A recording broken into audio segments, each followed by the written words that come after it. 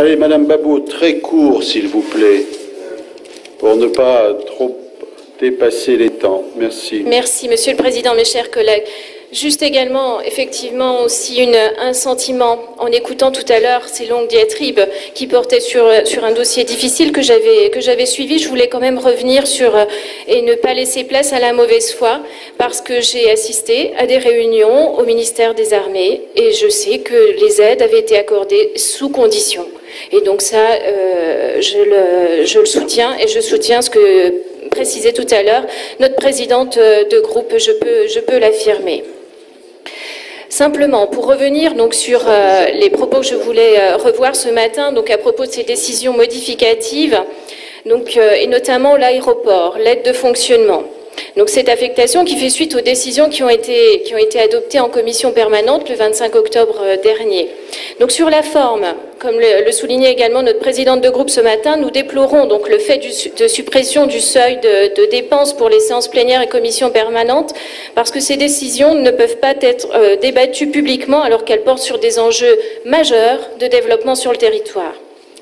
L'aide versée, donc, en fait, passe de 1 100 000 € à 1 557 800 € pour être précis, 40% d'augmentation. Je ne souhaite pas contester ces justifications qui ont été apportées en faveur des compensations qui sont demandées par la région. La question qui est posée n'est pas de savoir si on veut ou pas de cet aéroport, mais maintenant que nous l'avons, en fait, notre responsabilité d'élus régionaux nous conduit à faire en sorte qu'il coûte le moins cher possible aux Lorrains.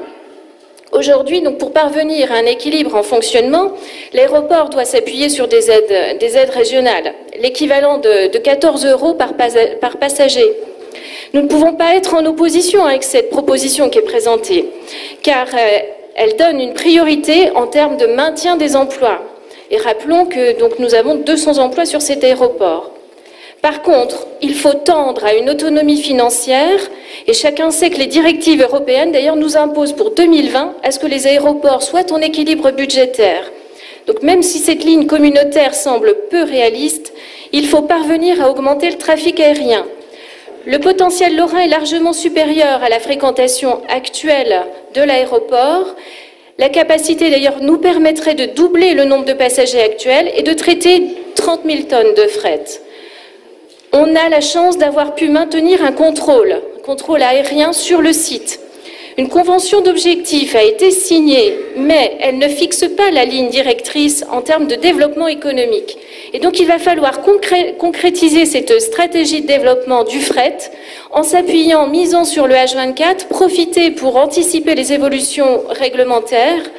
Et pour le fret, donc, qui est encore insuffisant, il faut identifier les potentiels, répondre aux attentes en termes de réactivité. Il va falloir également finaliser un plan de synergie et de mutualisation de moyens avec les autres aéroports lorrains. Outre le déploiement opérationnel qui est en cours, il faut que soit affirmée une réelle volonté politique pour dimensionner chaque aéroport lorrain et rationaliser les aides des collectivités. Il va falloir à terme, intégrer des acteurs privés dans la gouvernance de cet aéroport. Je vous remercie. Merci, Madame.